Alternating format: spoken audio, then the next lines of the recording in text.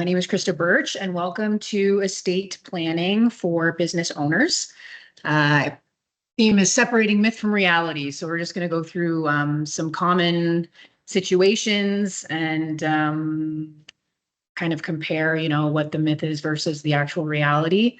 Because I know that there are typical situations where people will hear things or say things, and it's either more US geared or it's not necessarily the case. So this is our first time doing a hybrid presentation of this sort. So thank you all for joining, and I'm really looking forward to it.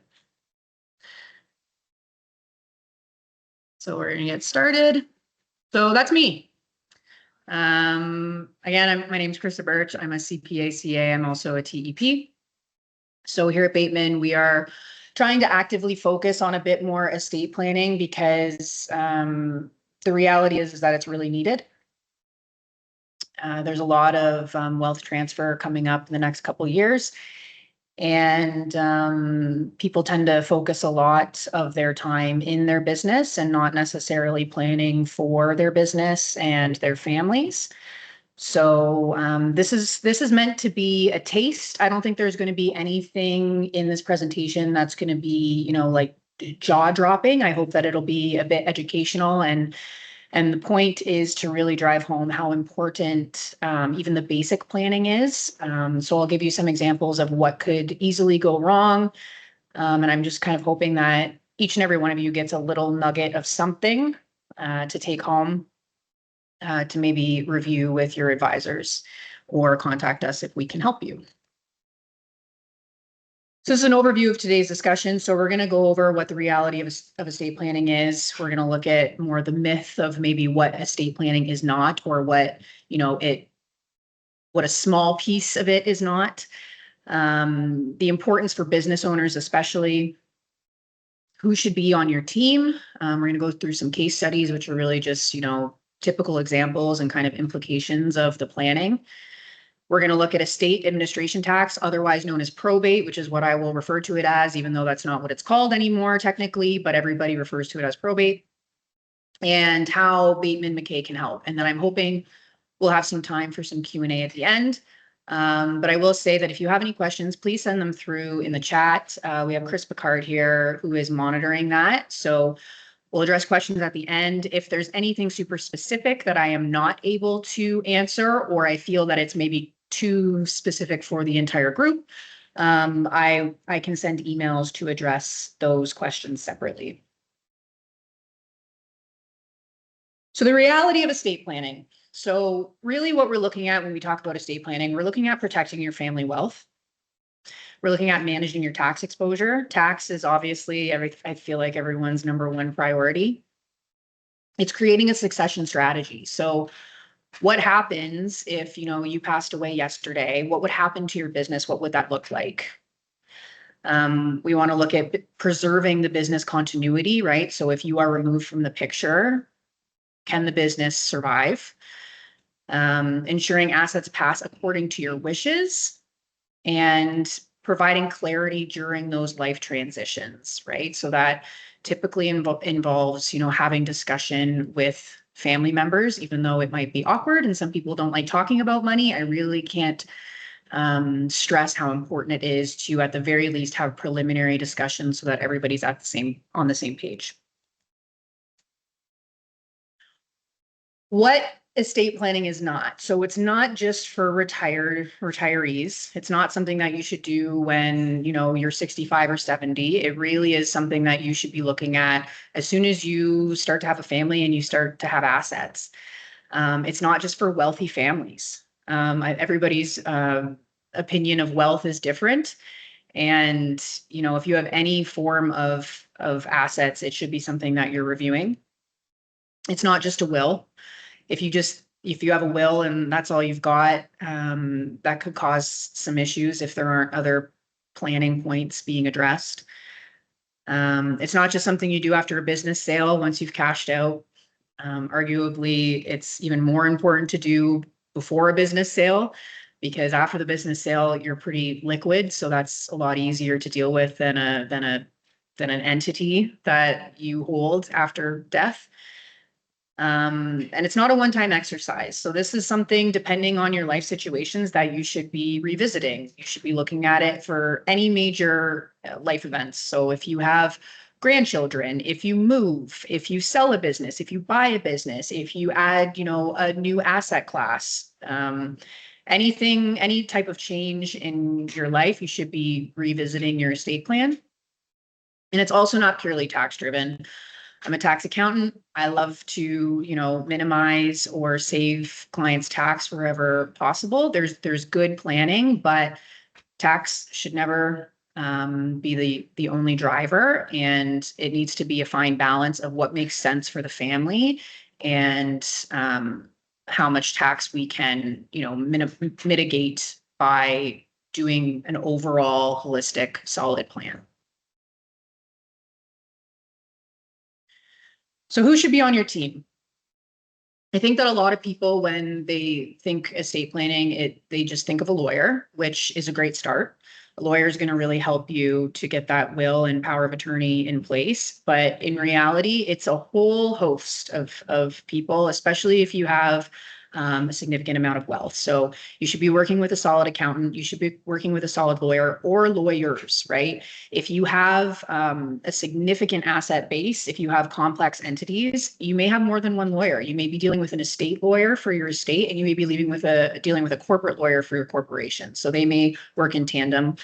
In addition, a financial advisor, your insurance advisor, whether that be, critical illness, life insurance, all those types of insurance products.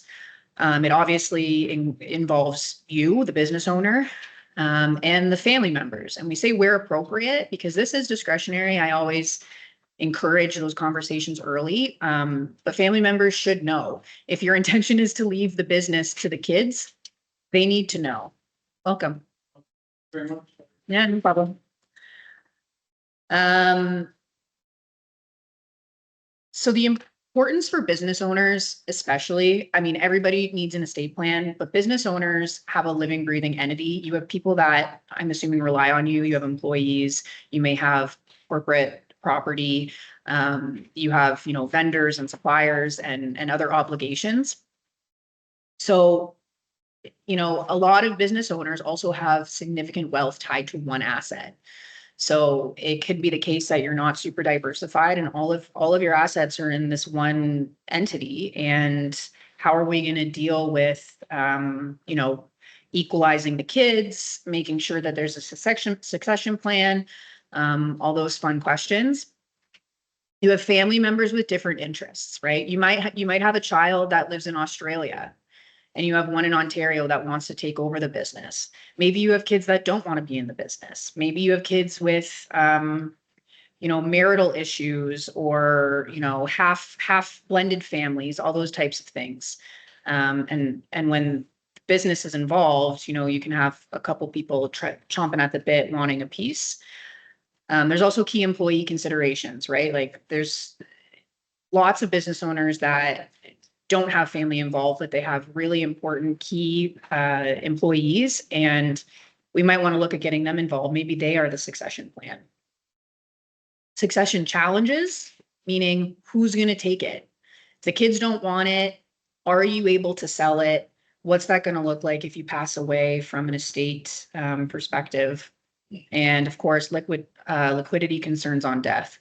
If your only asset is the business, how are we going to fund the taxes when you pass away? So just as an overview, when you pass away, you have a deemed disposition of all of your assets. This is typically second spouse to pass. So there's a spousal rollover available. So if first spouse passes and it goes to the second spouse, there's not necessarily a tax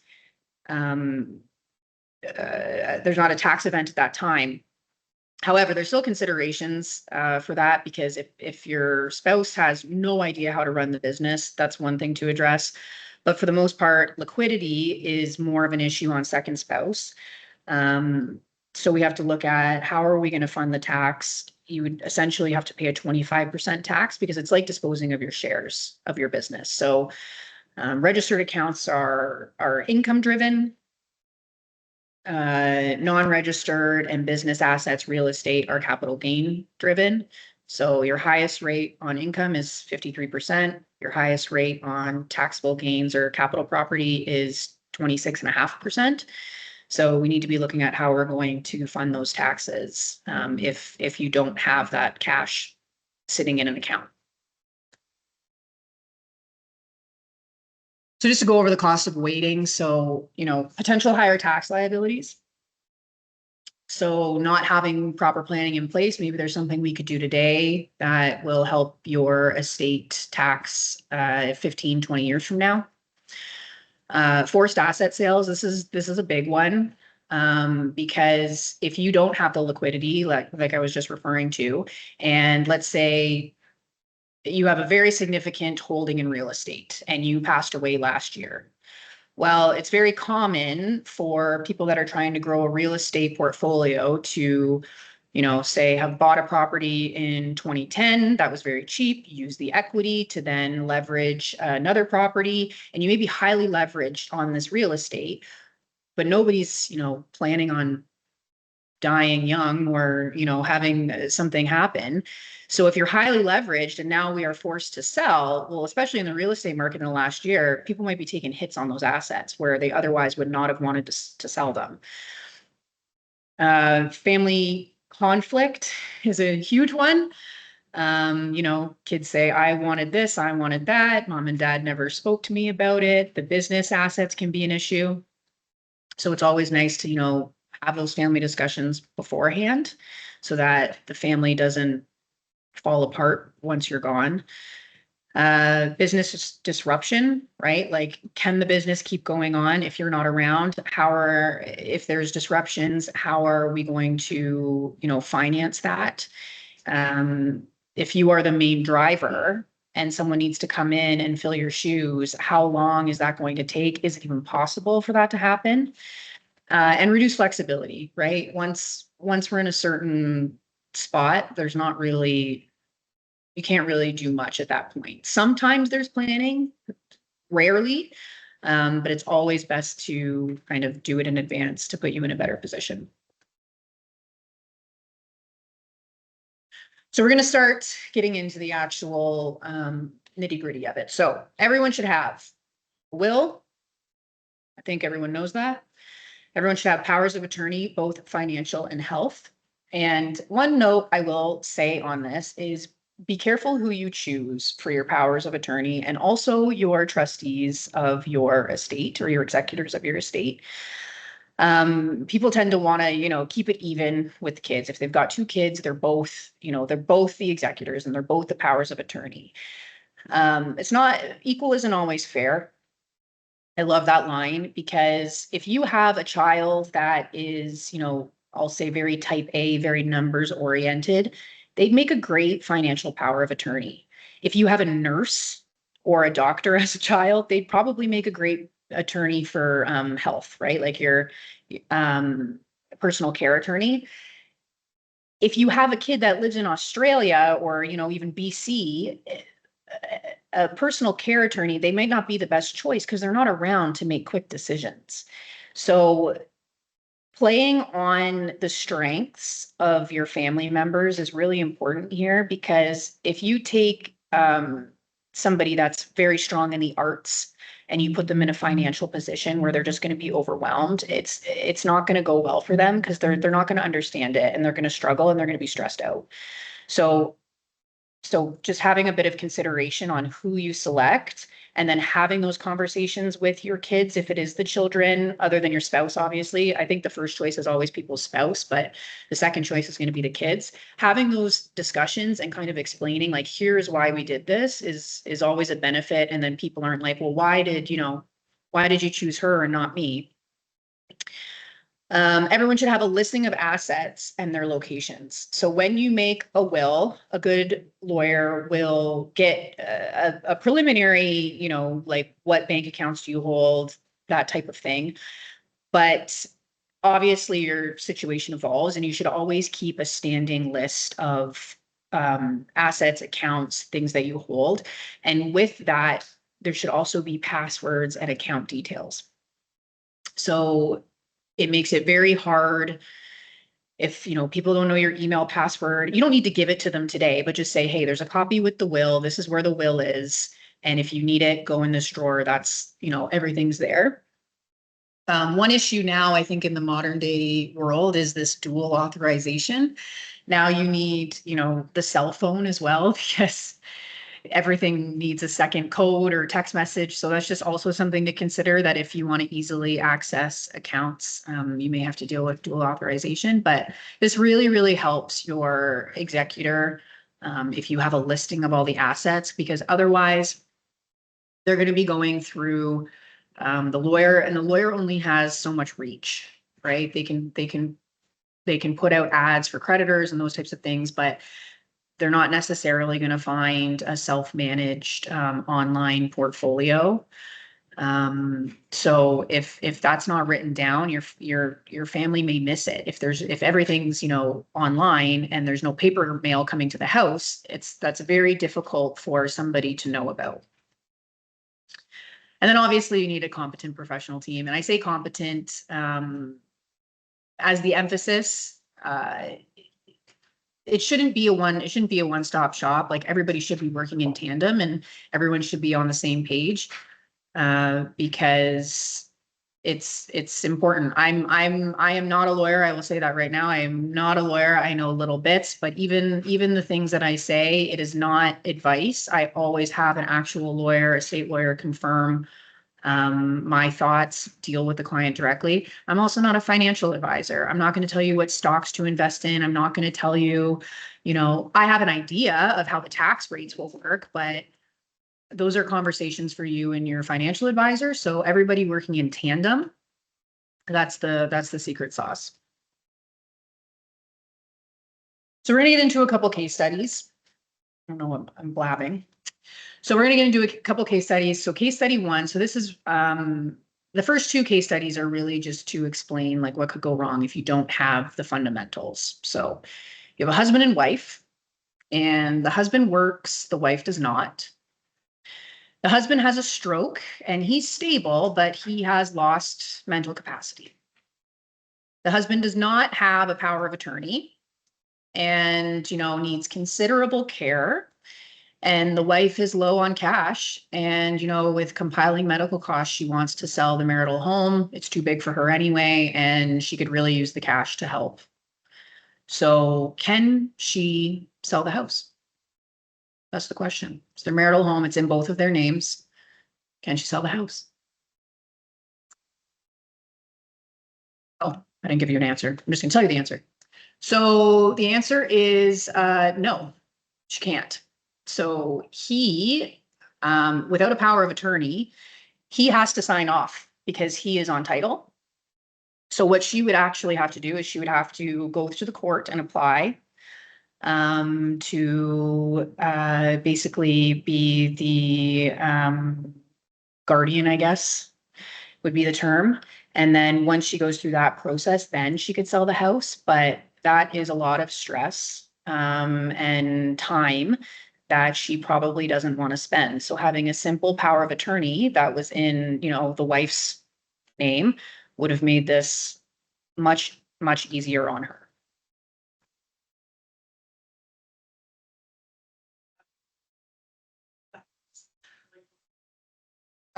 So I just had a question here saying how long, I'm just going to repeat any question in case people don't hear. So they just said, how long would the process be? And in honesty, I don't know, but I'm assuming months.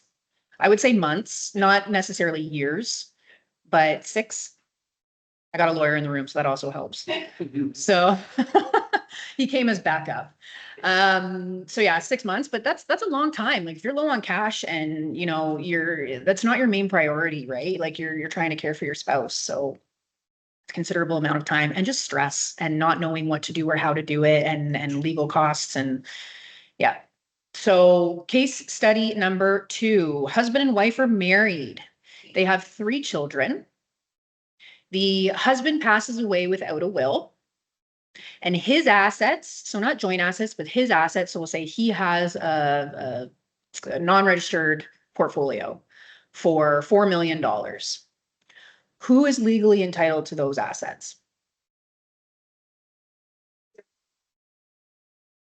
So the answer is both the spouse and the children. So those are the numbers that each would be technically legally entitled to. So the intestate laws in Ontario state that if you have no kids, 100% goes to your spouse. So that's fine if you have no children, you don't have a will. I still don't think it's fine to get a will. However, your assets would pass to your spouse if you're legally married. One child, the spouse would get 350,000 as a flat fee distribution, as a flat distribution. And then the remainder is split 50-50 to the spouse and the child. When there's 2+ children, it's the same $350,000 distribution to the spouse, and then the spouse is only entitled to 1/3, and the kids are equal to 2/3 split amongst however many there are, 2, 3, 4, 5. So I think my math is correct on this, but this is what it would look like. Now, there are legal avenues where, if this was, say, they were renting and this was really the only asset and the wife had no assets, there are legal avenues where, the spouse could maybe say there's financial dependence, and they could, again, go through the courts and try to get more money if the children challenged her. However, again, nobody wants to do that. If you had a will that said everything goes to the spouse and that was the intention, then, the spouse would have got all 4 million and we wouldn't have to deal with anything. So I do have a note.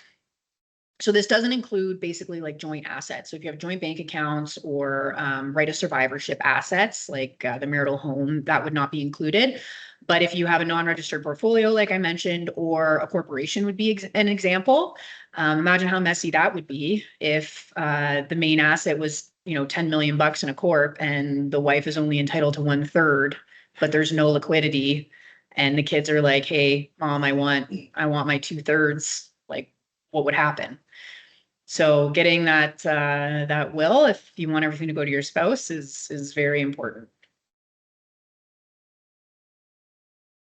So case study number 3. So yes, the first 2 cases were really just to scare you into getting a will and power of attorneys if you don't already have one. So I hope that I have effectively done that. So this will be more planning now. So case study 3 is we have an owner. He's 58. He's widowed, or let's use she's widowed. She's an owner of a manufacturing company with an $8 million corporate value. There's 2 children. One's active in the business and one's not. So what planning issues emerge? Pretty typical. This is very, very typical situation. And there's no one size fits all. So I just really have some considerations. So the first and foremost question is, can the business run without you? This is the biggest thing. Most people get into business for themselves because they want to work for themselves. And then, they get to a certain level where the business is entirely reliant on them. And that's fine. If you just want something that you can take a salary from and you have the flexibility and you don't really ever intend to sell, you don't ever want to pass it on, there's nothing wrong with that. However, you've built something. It may be time, if you want to exit, to get people in place. And so what that looks like is having a management team. Can you go on vacation? I loved this analogy. A M&A lawyer said this one time. He calls it the beach, like the beach rule or something, where can you go sit on a beach for 3 weeks and, the world won't explode for your business. So if you can go away and come back and everything's still ticking along, you've done a pretty good job. So it's like the beach theory. So can it run without you? Because if it can run without you, well, now you have a saleable asset and you don't have to worry as much if on death, because the business will continue. And then, people can look for a buyer or family can come in if they want to take it on, but that's a consideration. So that's number 1. 2 is, does the child that's involved in the business actually want to take over the business? They may not. They may be working in it, but they may not want the stress. Maybe it's just what they're doing in the interim. Maybe they feel, I'm going to help out mom because she needs it. So having those conversations. And if they do, what are you doing to actually start transitioning it? How are they shadowing you? Right? Do they just have a sales role, or are they more in like a role that they're seeing the big picture? Life insurance to equalize the other child. This one's huge. If one child is actually going to take on a business that's worth 8 million, what's the other one going to get? If the intention is to equalize, how are we going to compensate that second child? The answer usually is not, we'll give them 50% of the business and, one will buy the other one out. It can get sticky. Life insurance, if you qualify, is a great option because now, second child can get a life insurance payout and you can equalize it for tax, right? Because the other issue is, do we need life insurance to cover the deemed disposition on death, right? We're going to have a tax liability, 25%. You can bank on, say, a $2 million tax liability. Where's that cash going to come from? So life insurance has multiple benefits if it's used properly and it's structured properly. And lastly, should the transition start now? Should we be looking at a freeze? So we get into what a freeze would look like. So a freeze, for those of you who are not aware, is essentially capturing the value of what your business is worth today. You capture that value in what we call preference shares, and you pass the growth on to someone else. It could be one individual, it could be a family trust, it could be a key employee. And it serves multiple benefits because one, it caps your estate value, right? So you know what you're working with. So if these shares are worth 8 million, you're not playing in the game of, well, I think it's going to be worth 15, or I don't know where it might be. I don't know how much life insurance I need to cover off the cost. So it caps your estate liability, which is great. If you feel that $8 million is enough for you and for your lifetime, you can start pushing the growth to the next generation. The second thing that it allows for is you can still be involved in the business, right? So you can pass that on, you can maintain voting control, you can be there to help liaise the new owner and make it softer. And I think that I have benefits. So cap estate value, cap lower, so wasting freeze. This is another opportunity. So if you say 8 million is loads for me, because I've also got, I've got RSPs or I've got real estate, I've got other assets, 8 million is lots at my age of 58. We can do something called a wasting freeze. So mom may still very well need a salary from the business. So what we can do is once those shares are frozen, say she's being compensated 200,000 a year. Instead of a normal dividend, we would do a redemption. It's still a dividend. So it's still taxed the exact same way. But what happens is when we do a redemption worth $200,000, that 8 million now comes down to 7.8. And every year we kind of chip away at that value. So over, I don't know, 20, 30 years, don't make me do math. I know I'm an accountant, but that 8 million has significantly reduced. And so we've also significantly reduced the estate tax on death, right? So they were compensated for the rest of their lifetime. All of the growth has gone to the new owner, whether that's a family trust, one individual, and it can be executed very nicely for estate planning purposes. I mentioned that you can maintain control of the company. And another benefit is that there's no capital outlay for the new owner. Now, this is flexible. So especially for those of you who may have a key employee, you can always say, no, I want you putting skin in the game because I want you invested.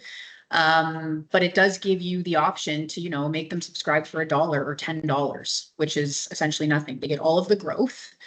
They don't get the current value, they get the growth, but it allows for a nice transition if, you don't want to make your kids put money into the business. The only con to this structure, the main con to this structure is for those of you familiar with the capital gains exemption, it would not apply. So if you sell to a third party, you can get your capital gains exemption, which is 1.25 million tax-free. This would not apply in this case because it is a redemption of shares. It is not a sale of shares. So sometimes we look at, the benefits and cons of that. But for those that are really interested in succession and passing it on to the kids, this is the best. Sometimes we can do a mix of both. If there's a key employee, maybe we sell a portion of the shares, or we sell all the shares and we do a note over a significant amount of time. So there's variations, but this is just to kind of demonstrate that you can fix the value and pass the growth.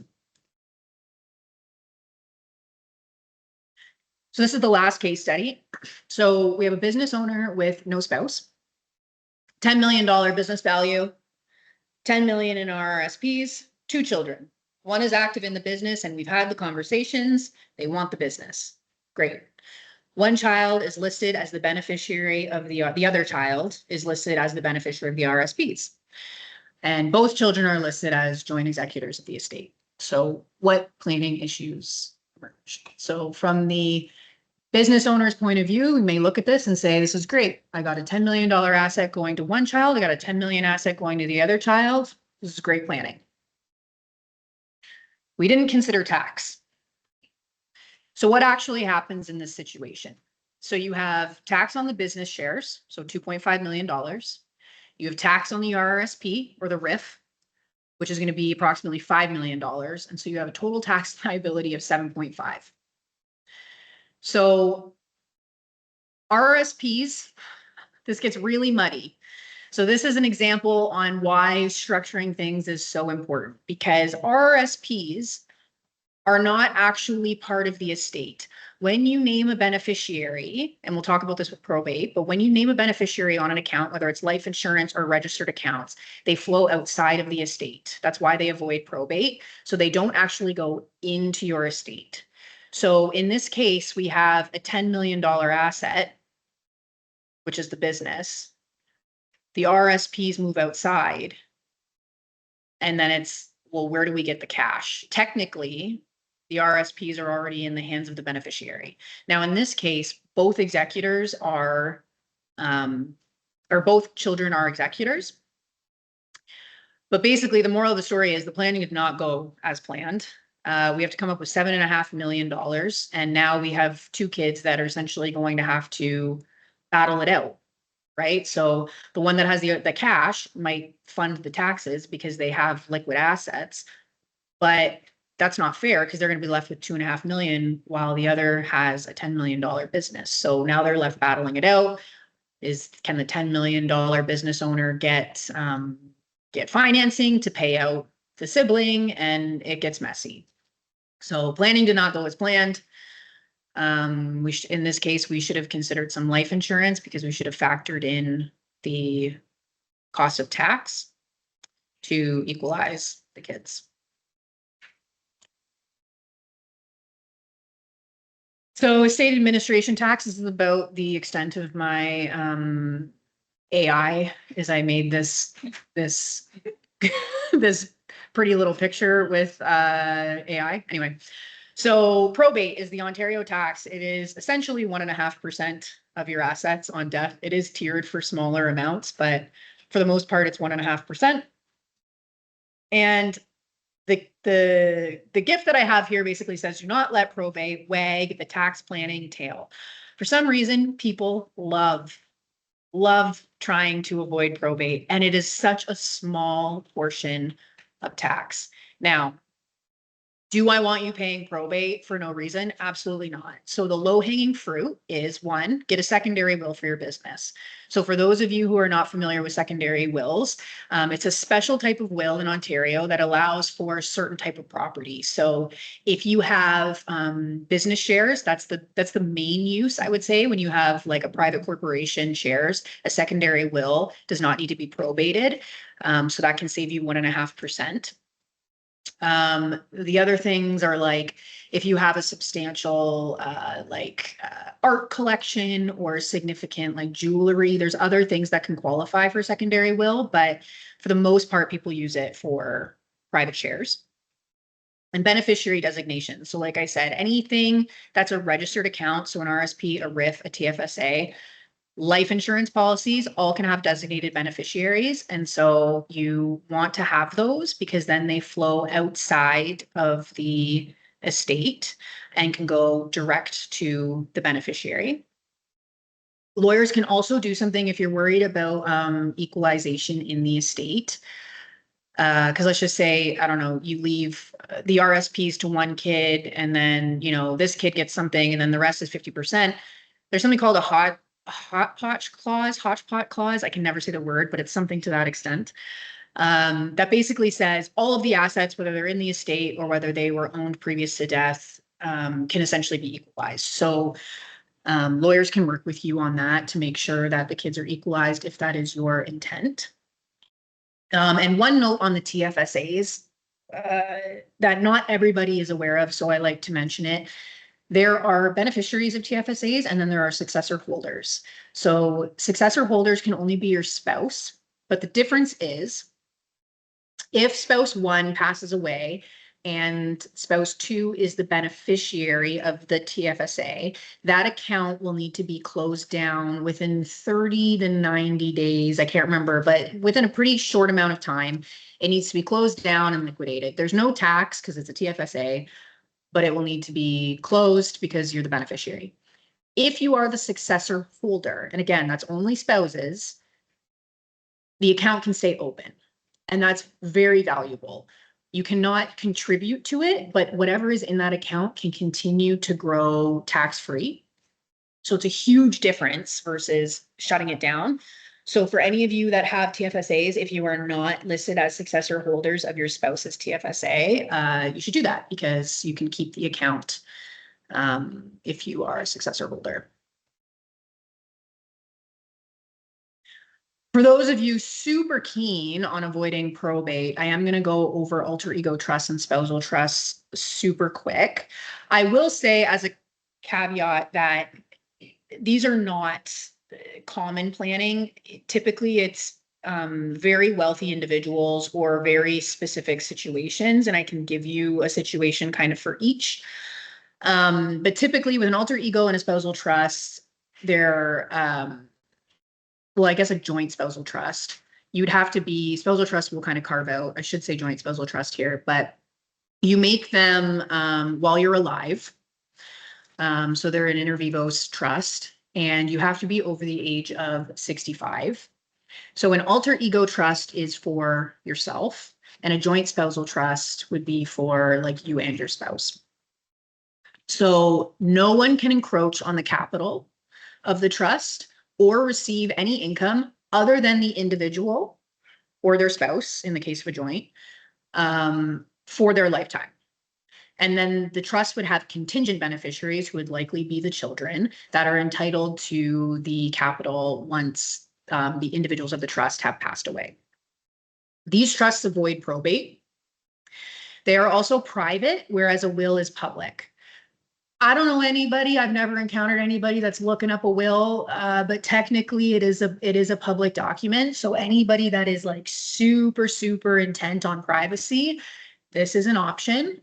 But again, I don't know anybody that I've come across that just wants it for privacy. And lastly, these types of trusts allow for incapacity planning. So if you have a degenerative disease and you know you're going to need care, it could be a consideration. But the main thing with these trusts is that there are costs. So probate is 1.5%. So if you're going to pay, $3,000 a year to have this trust, if you don't have anybody in your life that is able to maintain it for you, you may be paying way more if you have a corporate trustee. The costs really need to, or the benefits really need to outweigh the costs here. So I will say though, outside of like the inter vivos trusts, which are like the alter ego ones, the spousal trust can be good planning, and that can be made more on a testamentary basis, like left in your will. So an example of that would be, again, ultra wealthy, considerable assets where in your will, let's just say worst case scenario, somebody is diagnosed with a terminal disease and they're still relatively young, they're in their 50s. Okay. they have significant assets, and so they update their will to say everything is going to pass to my wife via a spousal trust. What that does is, the way I view it, it really protects your wealth for the kids. Because what could happen alternatively is, if you're quite young in your 50s, what happens if the remaining spouse remarries and then they are the first to go?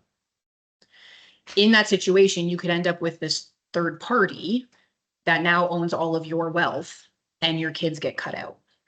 So again, these aren't for everybody, but they can be good planning in certain situations. And when you have a spousal trust, basically, when you leave it in your will, the funds go to your spouse. They use it. You can set parameters, but typically they use it for their benefit. They get the income, they can get the capital, or you can put in parameters on what capital they can encroach on. And then the rest is left to your contingent beneficiaries, which are typically your children. So again, very niche planning. But one note is that registered accounts cannot be transferred. So this is typically other types of assets, non-registered corporate shares, that type of thing. So how can we help? So I think I'm pretty good on timing because we're gonna have like 15 minutes left for questions. So I decided to focus more on estate planning and obtain my TEP because, one, I saw the amount of help I think that business owners are needing. And, you know, I'll call out the big banks. I honestly do think that the banks do a really good job. I've seen quite a few wealth plans and they have some bench strength. They have some really good planners, tax accountants, lawyers, that can do a really good wealth plan. They won't implement anything. So if they look at a freeze and they recommend a freeze, it would come to somebody like us to implement. However, you need to have liquid assets at a bank in order to get access to those services. And so there is this group of individuals that have businesses that may not necessarily have a ton of liquidity to have those resources, but they still have significant assets. Like they may still have a 5, 10, $15 million business. So I really see this as, I put a picture of a quarterback because I want to be the quarterback. I want to be the person to point everyone in the right direction, start having those conversations, and bring in whoever we need. So obviously we would be quantifying tax exposure and addressing liquidity, looking at the potential for a freeze and business succession, but and supporting those transition discussions, but also working with advisors to ensure we have proper planning, making sure that you feel comfortable with projections with your investment advisor, making sure you have a goodwill and power of attorney. If you want to pre-arrange funeral arrangements, depending on, you know, how into it you want to get. If you need help taking your business to the next level to get out of the weeds and to make it more saleable, we have people we can connect you with. So that's really where I see us fitting in. Obviously, we like to do the tax work, but I find that a lot of people get their will and they're like, yep, we're good. And there's no discussion between advisors. And I think that that is so critical because it's almost chicken before the egg. I'm not going to do something without legal advice. I would hope a lawyer wouldn't do it without tax advice. You know, advisors should be talking to accountants to make sure they're seeing big picture because they may just have registered accounts. They don't know what's going on in the corp, yada, yada. So it really is a myriad of effort. And that's where I see us fitting into the picture. So there I am again. Questions? Yeah. Say 3 comments. Yeah. So just to touch on what Krista mentioned at the beginning. Sorry, anybody watching online. This is Richard Rizzo speaking. I'm going to point you in his direction. So he's another tax partner. Okay. Just to mention again, the importance of a will. Like Krista mentioned, if there's no will, the assets essentially get distributed, portion to the wife, portion to the kids. The income tax implications, again, the rollovers, the tax deferral are on assets that transfer to the spouse. So through a will, you can defer all the taxes on to the death of the surviving spouse. If you don't have a will, you're triggering an immediate tax consequence for the assets that are going to be allocated to the kids. So that's number one. So that's another key, important key about putting a will together. Two, another comment I'd like to make is, again, talking with families over the years, they talk about being fair and equalizing and all this stuff. Keep in mind, sometimes fair does not necessarily mean equal. Okay, it doesn't mean you need to equalize with your kids.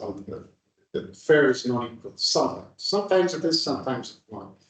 I had a particular situation where, again, two kids, one was really involved in the business, the other kid did absolutely nothing, stayed home, twiddled his fingers all day long. They came, to do their wills, and there was this whole thing about, how's it fair? How do we equalize? And I'm like, is it fair to equalize? You've got one kid who's, putting in the effort, building the business, helping with the business, while the other kids at home doing nothing.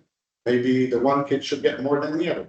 Again, so these are just considerations. So, and then the last point I wanted to say, and it skipped my mind.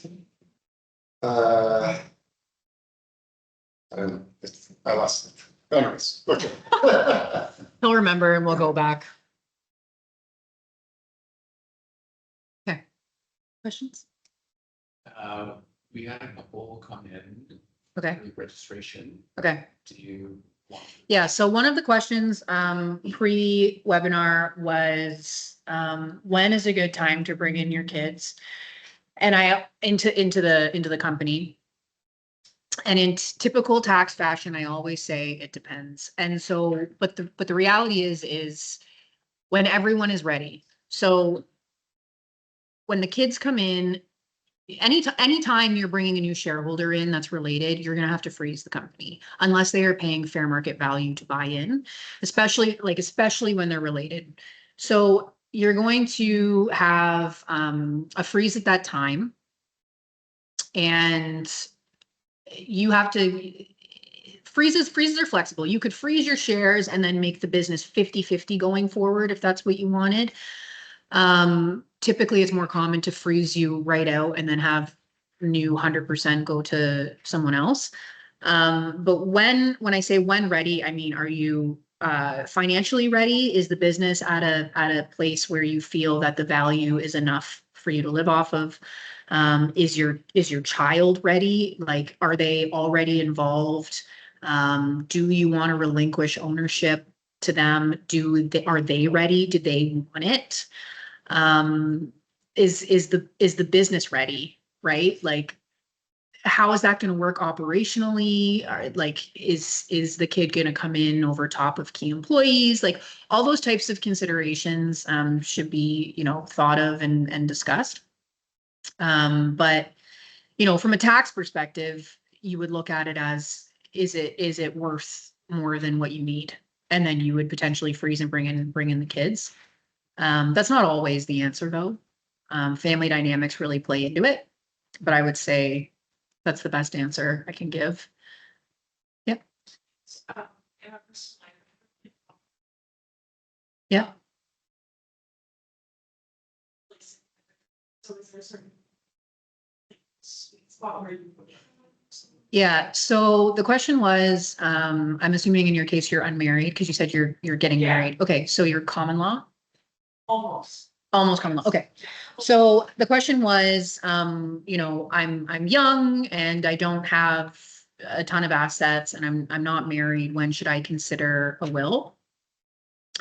It's a good question that I'm not entirely sure how to. I'm not a lawyer. I mean, you should chat with Tony after. However, I would say, as long as you understand the succession law. So if you have any assets, so like succession law would be, it goes to your parents.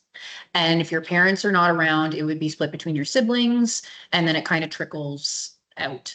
So one, you understand who's going to get it. Two, you understand the obligation that it will go through, because they have to go, like, if there's no will, they have to go through the court, I guess, because there's nothing to probate. So they basically have to apply. It makes it a little more difficult. So, I mean, even if you've got $50,000 in a bank account, doing a very simple will just allow them to get access to that way easier than if you didn't have one. And then you revise. I know it's one of those things where it's like, yeah, you revisit, right? So for right now, you're not married. Maybe your parents or your siblings, if you have any, are the best case. And then once you're married, you redo your will and you change it to your spouse. But that's a good question.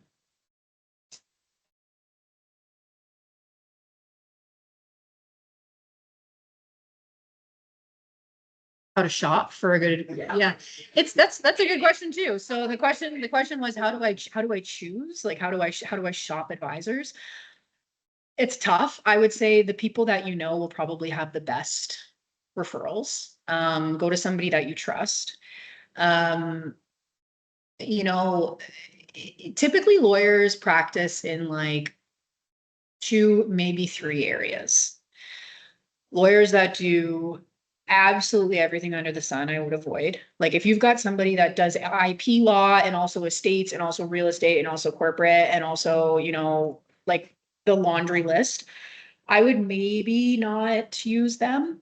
In your case, if you need something cheap, I would find somebody that's going to make it a legal document. It's going to your parents. Once you get a little more robust, you want to use somebody that is right. And I would say the best way to do that is find, I mean, you work at a bank. Yeah. Yeah. So I'm sure you would have lots of reach on people you know that you could ask for a good referral. Referrals are always the best way. Find somebody you trust and use their people. Yeah. Yeah. So we get questions probably on a weekly basis about, or from people who have probably been social media influenced into thinking they need a family trust. Right. The easy thing for us is usually talk to your accountant, and if you don't have an accountant, we have some good ones that we can refer you to. Yeah. Is there any, quick advice you can give that we can give them to determine they're not ready for a family trust, they're not at that position yet? And I mean, the quick one that we get usually is if they want to put their principal residence in a family trust, Mm-hmm. just explaining what the implications are of that. But any quick takes that we can give? So my quick take on that would be right at the gate, and I actually said it at the beginning of this seminar, would be we're not the US. The US trust system is way more diverse than the Canadian. So first of all, in Canada, your trust is really only going to do you good for 21 years. There are exceptions to that, but for the most part, within 21 years, you have a deemed disposition of the asset. The trust can still continue, but if you have a hard asset and you have a deemed disposition, you're gonna have to come up with the tax. So typically 21 years, the property is rolled out of the trust. That transaction is tax-free. But in the US, they have trusts. They have a bunch of trusts where, and one in particular, they actually have like generation skipping trusts. So what they'll do is, and these have like no lifetime, they'll set up trusts for their kids can enjoy the income, but similar to like what I was saying with the spousal trusts, where there's contingent beneficiaries who are the kids, the grandkids are the actual beneficiaries. So their children can enjoy the income, but none of the capital is theirs. It's actually the grandkids.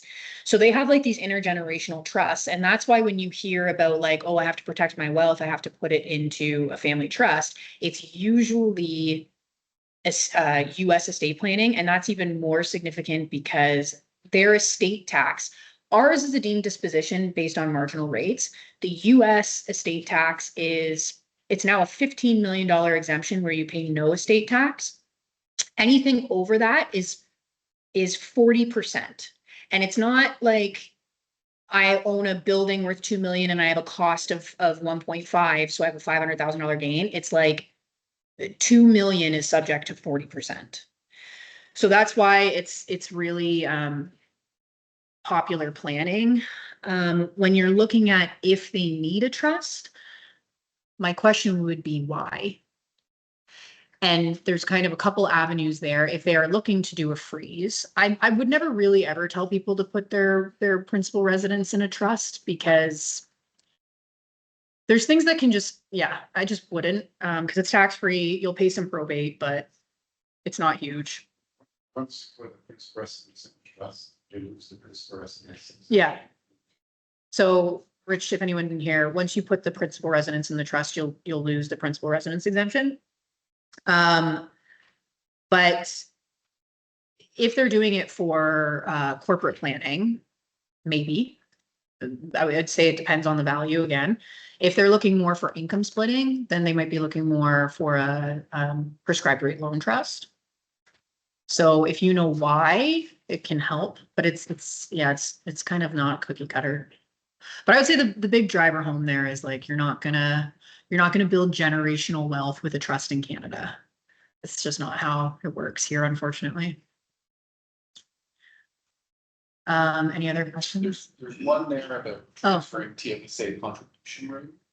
Okay, so for a TFSA, if the spouse has a TFSA of 100,000 investments and 50,000 room on death and transfer the other spouse, does the 50K room also transfer over?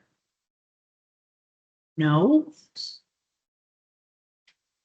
I don't know. On death. I don't think they can continue to contribute. They can just keep what's there. Who asked that? Does it say? It does. Like if you scroll up, I think it says. Okay, Craig, I will double check and I'll get back to you. I don't think so either. I think that it's just what's in it can continue to grow, but I'll double check. And then Greg asked, I have a client with significant assets, including 4 million in shares of a US company. Does it make sense to roll over the shares to an alter ego trust? That's a lot. So that's, I don't even know if that, first of all, I would need to check if that property qualifies because it's US situs assets. Have you ever had that, Tony? So I would say no off the hop because it's not a ton of value. And in Canada, so aside from the US planning, so I guess what I would look at there, like this is combined cross-border planning. We would look at, first of all, I would need to determine whether that's considered US situs property or not, because the rules in Canada are wherever you hold, like for capital gain purposes, where the treaty works, it's if you own US securities, it's where you are resident, that's where the tax happens.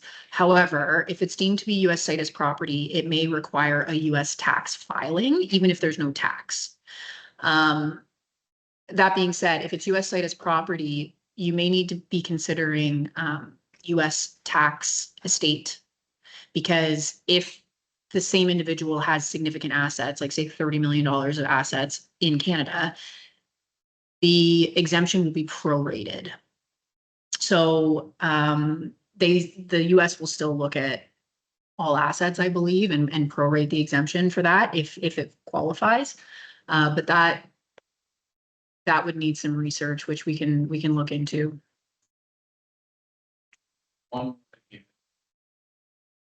For the shares, if I plan to build a business, sell in 5 to 10 years, do you recommend setting up a trust?